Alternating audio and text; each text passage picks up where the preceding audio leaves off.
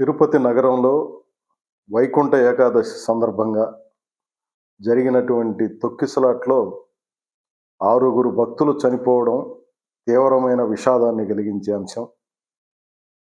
ఇదే ఘటనలో మరో 40 మందికి పైగా తొక్కిసలాట్లో గాయాలకు గురవడం, వీరిలో 15-20 మంది పరిస్థితి ఆందోళనకరంగా ఉండడం అనేది కూడా అసలు ఊహించనటువంటిది.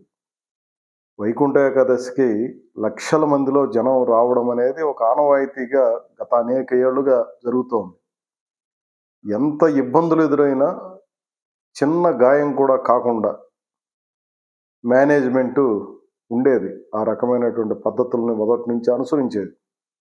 నాకు తెలిసి తిరుమల కొండ మీద ఒకసారి పెద్ద సంఖ్యలో వచ్చి దర్శనానికి ఆలస్యం అవుతుందని చెప్పి వైకుంఠ ఏకాదశి సందర్భంగా గేట్లు బద్దలు కొట్టినటువంటి ఘటన నాకు బాగా గుర్తుంది.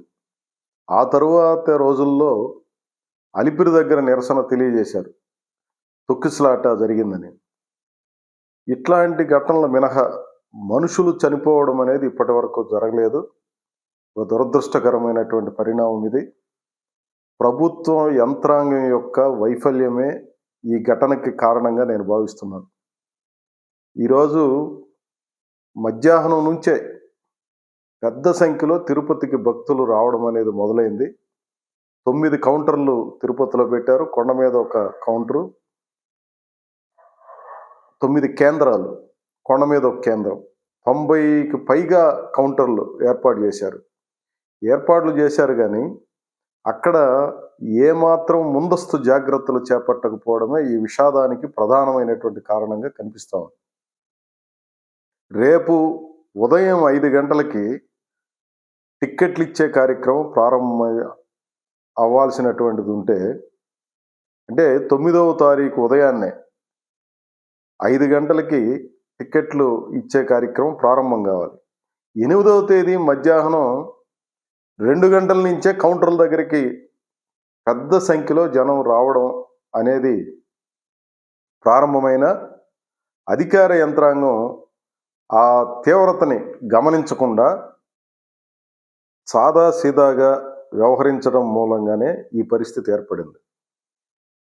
కౌంటర్ల దగ్గర గేట్లు తీయలేదు. జనమంతా కూడా పెద్ద ఎత్తున బయట పోగవుతున్నారు. ఈ పరిస్థితి బైరాగిపట్టెడు దగ్గర ఉన్నటువంటి పార్కులోకి జనం వచ్చేస్తారని చెప్పి ఆ పార్కు నిండా నీళ్లు పట్టేశారు. ఆ గడ్డి తొక్కేస్తారని చెప్పి. కానీ జనం నిమిషానికి చాలా పెద్ద ఎత్తున పెరిగిపోవడంతో పార్కులోకి వచ్చేశారు. పార్కులో నిలబడుకోవడానికి లేదు. నీళ్లు, తీవ్రమైనటువంటి నీళ్లు. మిగిలిన అన్ని ప్రదేశాల్లో కూడా రోడ్లకు కూడా బ్యారికేడ్లు కట్టి పెట్టారు. లోపలికి ఎవరిని విడిచిపెట్టల. ఇది సమయం పెరిగే కొద్దీ విపరీతమైనటువంటి ఒత్తిడి పెరిగిపోయింది. ప్రతి కేంద్రం దగ్గర 4-5 మంది కంటే పోలీసులు లేరని చెప్పి ప్రత్యక్షంగా ఉన్నటువంటి భక్తులందరూ కూడా చెప్తున్నారు. అంటే వైకుంఠ ఏకాదశి సందర్భంగా టిక్కెట్లు అంటేనే లక్షల సంఖ్యలో జనం వస్తారు. వాళ్ళకి అవసరమైన ముందస్తు ఏర్పాట్లు చేపట్టాలి. తొక్కిసలాటలు జరగకుండా ముందుగానే జాగ్రత్తలు తీసుకోవాలనేది కనీసమైనటువంటి విజ్ఞత కలిగిన వాళ్ళు ఆలోచించాల్సింది. పోలీసు యంత్రాంగం ఆ రకమైనటువంటి ఎక్సర్సైజ్ కూడా చేసి ఉండాల్సింది. కానీ తెలిసిందేమంటే ఉన్నటువంటి అధికార యంత్రాంగము, పోలీసులు అందరూ కూడా తిరుమల కొండకి వెళ్ళిపోయారు. కిందన కనీసం కేంద్రాల దగ్గరికి పోవడానికి కూడా ఎవరూ లేరు అని చెప్పి అంటున్నారు. ఎవరైనా పెద్ద నాయకులు వస్తేనో, ముఖ్యమంత్రో, ప్రధానమంత్రో వస్తే ఇతర జిల్లాల నుంచి కూడా పోలీసులను తీసుకొని వచ్చి ఇక్కడ కాపలాలు పెడతారే. ఇన్ని లక్షల మంది జనం వస్తే మీకు ఫోర్స్ సరిపోకపోతే బయట నుంచి అయినా తెప్పించి మెయింటైన్ చేసి ఉండాల్సింది. అట్లా చేయకపోవడం అనేది ఒక వైఫల్యంగా నేను భావిస్తున్నాను. ఈ ఘటనలో 6 చనిపోయారు భక్తులు. మరొక 15 మంది పరిస్థితి ఆందోళనకరంగా ఉందని డాక్టర్లు చెప్తున్నారు. మొత్తంగా 40 మందికి పైగా చికిత్స పొందుతున్నారు.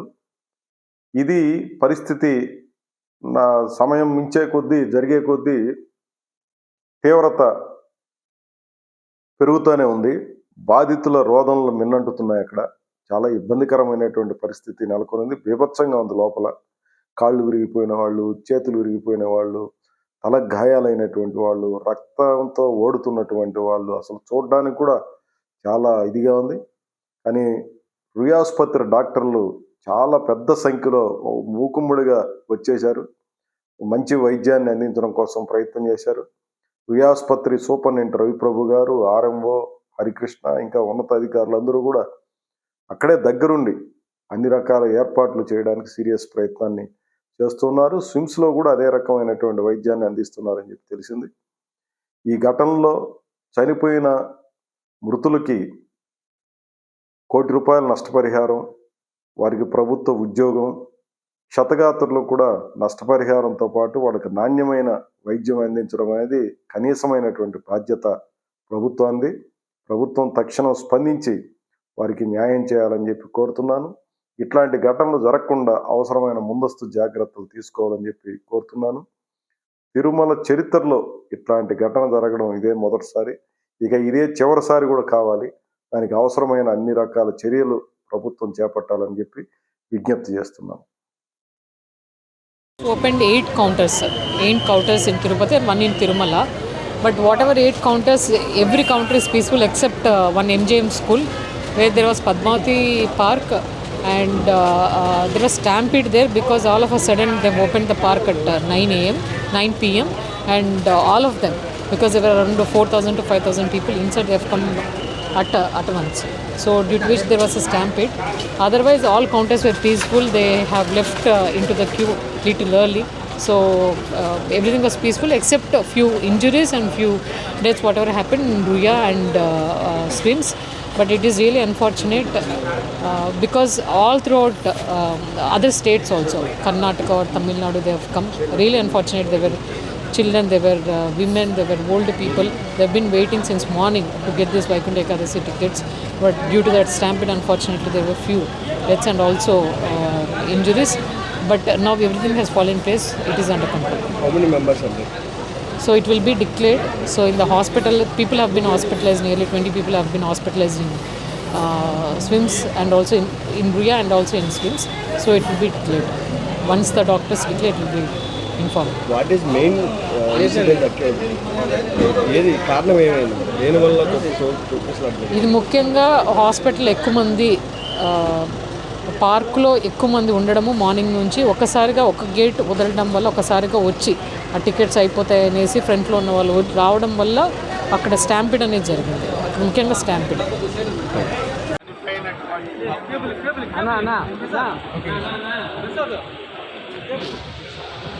ఇందులో టీటీడీ వైఫల్యం లేదు.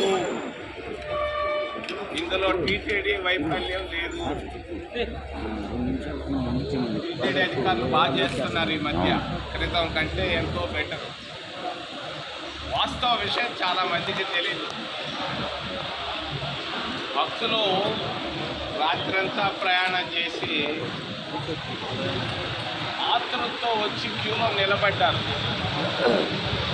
అన్నం కూడా జిల్లా టిఫినో జిల్లా నిలబడ్డారు భక్తులంతా. బ్లడ్ షుగర్ పడిపోయింది వాళ్ళకి, బ్లడ్ షుగర్ పడిపోయింది. చక్కెర అనేది ఒకటి ఉంటుంది.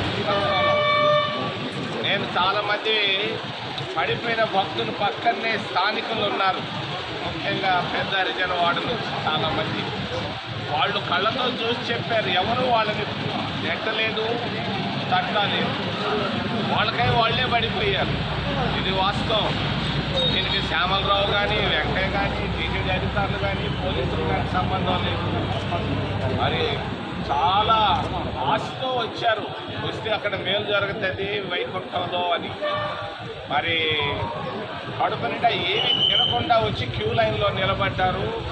అక్కడికక్కడికే పడిపోయారు, చచ్చిపోయారు. ఇది వాస్తవం. ఇప్పుడు ఆడ పోస్ట్ మార్టాలు చేసినా దొరకదు. అది కడుపులో ఏమీ లేకుండా, తిండి లేకుండా ఆస్తులతో పరిగెత్తారు వీళ్ళంతా, అందుకే చనిపోయారు. ఇందులో టీటీడీ వైఫల్యం లేదు. బాగా చేస్తున్నారు. నిన్న కూడా నేను పోయి వచ్చాను పైకి, జాగ్రత్తగా చేస్తున్నారు టీటీడీ అధికారులు. వాళ్ళందరూ నేను అభినందిస్తున్నాను. ఈ భక్తులు చనిపోయిన దానికి మరి టీటీడీకి అది వ్యక్తుల వల్లే జరిగింది. పాపం అమాయకు భక్తులు రాత్రంతా రైళ్లలో, బస్సుల్లో ప్రయాణం చేసి మరి క్యూలో లేట్ అయితే ఏమోనట్టు తినకుండా వచ్చి క్యూలో నిలబడ్డారు. తప్పని పడ్డారు. పడ్డప్పుడు వాళ్ళ 3-4 చూసిన వాళ్ళు మా వాళ్ళు ఉన్నారు. ఇది వాస్తవం. రెండో విషయాన్ని గురించి అప్రస్తుతం అయినా నేను చెప్పాలనుకున్నాను. విశాఖపట్నం నిన్న మోడీ మోసం చేస్తున్నాడు. బుక్ ఫ్యాక్టరీని గురించి మాట్లాడకపోవడం తప్పు. భారతీయ జనతా పార్టీ బుక్ ఫ్యాక్టరీని 22.5 లక్షల కోట్ల ఆస్తులను అమ్ముకోవాలని చూస్తున్నారు. దీన్ని బుక్ ఫ్యాక్టరీ ఆంధ్రుల హక్కు. దీన్ని మోడీ నిన్న ఏం మాట్లాడకపోవడాన్ని మేము కాంగ్రెస్ పార్టీ తరఫున మేము ఖండిస్తున్నాం. ఒక చిన్న మాట, చంద్రబాబు వస్తున్నాడు, చంద్రబాబుని గురించి కూడా చెప్పదలుచుకున్నాను. చంద్రబాబు నాయుడు మరీ ఎక్కువ పొగడుతున్నాడు. పొగడ్తలు తగ్గించడం మంచిది. నిన్న మోడీని బలె